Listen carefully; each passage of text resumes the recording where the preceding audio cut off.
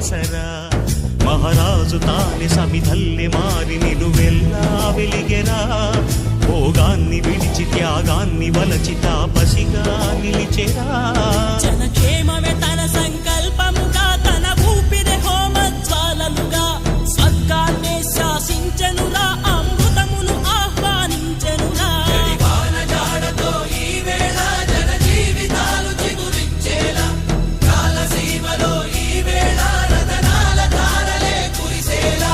కల్లు కల్లు మని సిరిము వల్లే చినుకే చేరగా